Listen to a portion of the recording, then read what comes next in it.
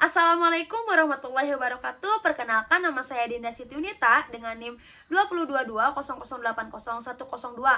Di sini saya akan memenuhi tugas mata kuliah pemasaran berkelanjutan, yaitu proyek mengenai ide bisnis. Nah, ide bisnis yang akan saya kembangkan yaitu ide bisnis marketplace produk lokal dan berkelanjutan. Kenapa saya memilih ide bisnis tersebut? Karena di tengah meningkatnya kesadaran akan pentingnya menjaga bumi kita, saya ingin menghadirkan sebuah marketplace yang menghubungkan kalian dengan produk-produk lokal yang tidak hanya berkualitas tinggi, tetapi juga diproduksi dengan cara yang ramah lingkungan. Saya percaya bahwa dengan mendukung usaha kecil dan menengah lokal merupakan langkah nyata dalam mendorong dan menciptakan ekonomi yang lebih adil serta berkelanjutan. Melalui platform ini, kalian tidak hanya akan membeli produk, tapi juga berkontribusi dalam mendukung komunitas dan lingkungan. Nah, platform ini akan beroperasi sebagai marketplace yang menawarkan berbagai produk lokal, seperti makanan organik, fashion ramah lingkungan, produk daur ulang, kerajinan tangan lokal, dan produk ramah lingkungan lainnya. Jadi, marketplace ini akan menghasilkan pendapatan dan biaya transaksi langganan dari penjual, dan mungkin iklan dari merek yang relevan. Nah, tujuan dari ide bisnis ini adalah membantu produk lokal yang lemah lingkungan untuk lebih dikenal oleh konsumen, serta memberikan edukasi mengenai pentingnya konsumsi dari produk yang berkelanjutan. Karena adanya produk lokal yang ramah lingkungan biasanya memerlukan lebih sedikit energi dan sumber daya untuk diproduksi dan didistribusikan dibandingkan dengan produk impor yang membutuhkan waktu yang lama serta transportasi jarak jauh. Dengan mempromosikan produk lokal ini, kita turut mendukung perekonomian daerah dan meningkatkan pendapatan bagi produsen lokal. Ini sangat penting untuk mendorong pertumbuhan kecil dan menengah yang menjadi pilar penting dalam perekonomian banyak negara. Nah, visi dari platform ini adalah menjadi marketplace utama yang menghubungkan produsen lokal yang berkelanjutan dengan konsumen yang peduli lingkungan. Jadi mendorong pertumbuhan ekonomi lokal serta mengurangi jejak karbon.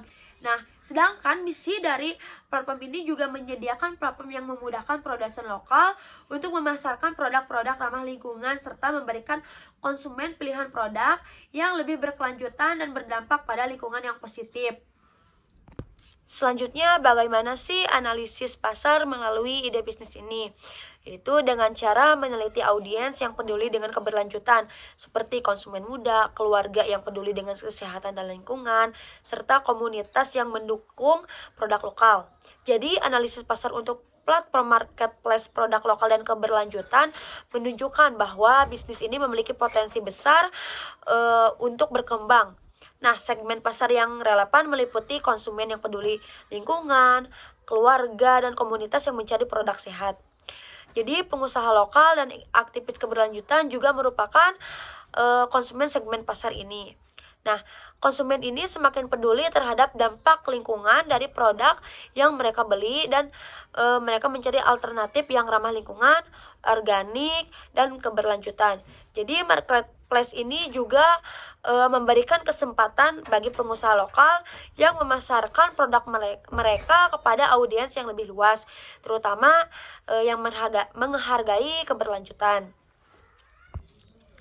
Nah, kemudian di sini ada produk atau jasa yang akan dibuat dalam sebuah ide bisnis ini. Nah, produknya yaitu meliputi marketplace online dan fitur marketplace. Jadi, marketplace online itu adalah platform marketplace tadi yang dimana konsumen dapat membeli produk-produk lokal yang berkelanjutan. Jadi, produk yang dijual dapat mencakup makanan organik, pakaian ramah lingkungan, aksesoris daur ulang, kosmetik alami, produk rumah tangga ramah lingkungan, dan kerajinan tangan dari pengrajin lokal. Kemudian ada fitur marketplace. Jadi fitur marketplace ini untuk memudahkan pembelian, sistem pembayaran yang aman, rating dan review produk, serta penyaringan berdasarkan kategori seperti ramah lingkungan, produk organik, daur ulang, dan lain-lain. Nah, selanjutnya ada di jasa. Nah, jasa yaitu ada layanan pengiriman berkelanjutan dan penyuluhan edukasi. Apa sih layanan pengiriman berkelanjutan? Yaitu menyediakan opsi pengiriman yang ramah lingkungan, seperti menggunakan kurir sepeda atau kendaraan listrik untuk pengiriman lokal. Sedangkan penyuluhan edukasi menawarkan webinar atau artikel yang mengedukasi konsumen tentang pentingnya memilih produk berkelanjutan dan bagaimana mendukung pengusaha lokal. Nah, kemudian ada strategi mencari modal. Jadi, untuk mendirikan platform marketplace ini, modal yang cukup diperlukan berasal dari beberapa sumber yang bisa digunakan untuk mencari modalnya, seperti pendanaan pribadi, yaitu menggunakan dana pribadi untuk mendanai pengembangan awal seperti pembuatan website, pembelian domain, biaya pemasaran awal, dan pengembangan aplikasi. Nah, kemudian ada yaitu angel investor atau VC. VC itu venture capital. Nah, jadi untuk mencari investor yang tertarik pada sektor keberlanjutan dan produk lokal untuk memperoleh modal yang lebih besar.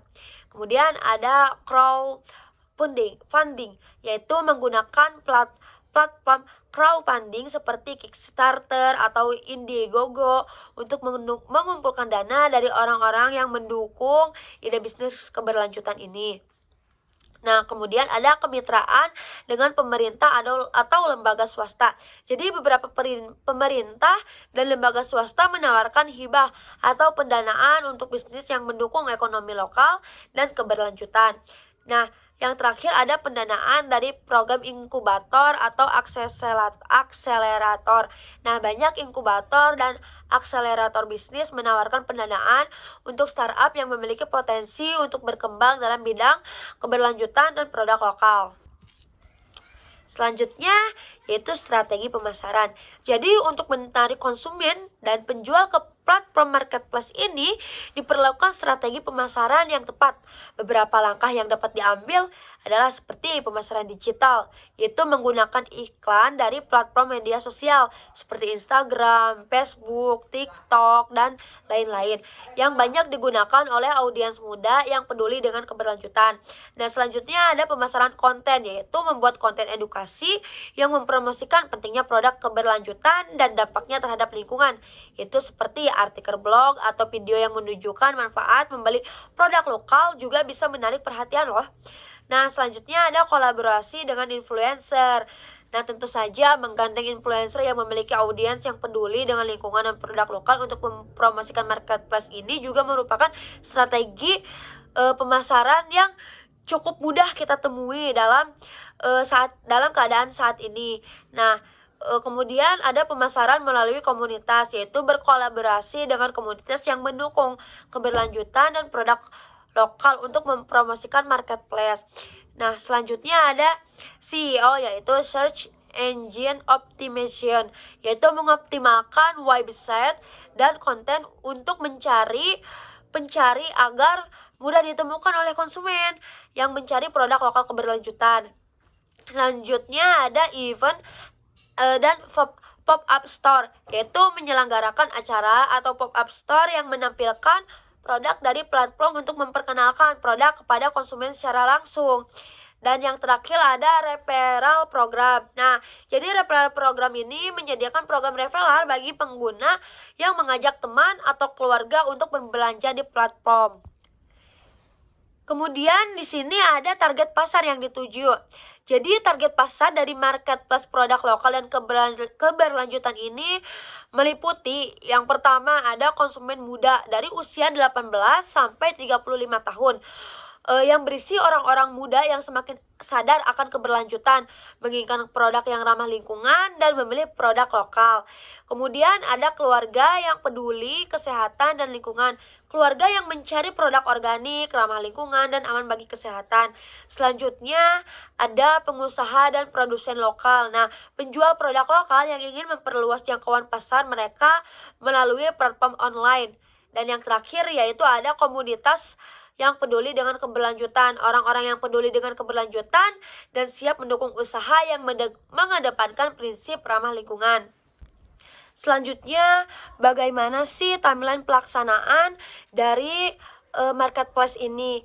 Nah, timeline yang dapat diikuti untuk mengembangkan platform marketplace ini yang pertama yaitu dari bulan pertama sampai bulan ketiga merupakan persiapan awal dan pengembangan. Jadi, persiapan awal dan pengembangan ini meliputi penelitian pasar dengan meneliti kebutuhan pasar, produk yang diminati, serta tren keberlanjutan dalam berbelanja konsumen.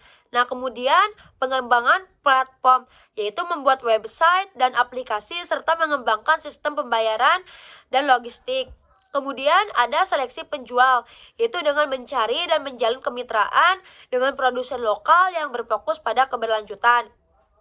Setelah itu, kita beralih ke bulan keempat dan bulan keenam, yaitu peluncuran beta dan pemasaran awal. Nah, peluncuran platform beta ini meluncurkan platform secara terbatas untuk mendapatkan umpan balik dari pengguna dan penjual.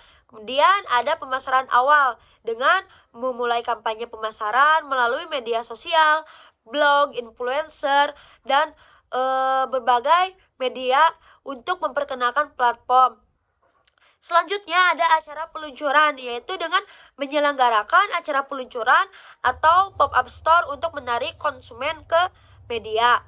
Nah, setelah itu kita beralih ke bulan ke-7 sampai bulan ke-12, di mana bulan tersebut meliputi pengembangan dan ekspansi yang mencakup optimalisasi platform, itu mengumpulkan feedback dan melakukan perbaikan pada platform berdasarkan pengalaman pengguna. Kemudian ada penambahan fitur baru, itu dengan menambahkan fitur seperti ulasan produk, rekomendasi, dan sistem loyalitas bagi konsumen. Selanjutnya ada kemitraan dengan organisasi lingkungan, itu dengan membangun hubungan dengan komunitas dan organisasi yang mendukung produk keberlanjutan. Nah, kemudian kita beralih ke bulan ke-13 dan seterusnya, yaitu dengan mencakup ekspansi dan diversifikasi. Ini meliputi perluasan jangkauan pasar, seperti memperkenalkan marketplace ke lebih banyak daerah dan menjangkau lebih banyak produsen lokal. Kemudian ada diversifikasi produk, yaitu menambahkan lebih banyak kategori produk dan memastikan semua produk yang ditawarkan ramah lingkungan. Selanjutnya ada program loyalitas dan referral. Meluncurkan program loyalitas untuk meningkatkan retensi pelanggan dan memotivasi mereka untuk membeli lebih banyak. Nah, keuntungan dari bisnis ini yaitu mendorong konsumsi produk yang ramah lingkungan dan mendukung keberlanjutan. Kemudian dari segi ekonominya yaitu membantu pengusaha lokal untuk mengembangkan usaha mereka dan meningkatkan perekonomian lokal. Kemudian dari sisi sosialnya yaitu menciptakan kesadaran di masyarakat tentang pentingnya keberlanjutan dan produk lokal serta memberikan manfaat bagi masyarakat yang terlibat.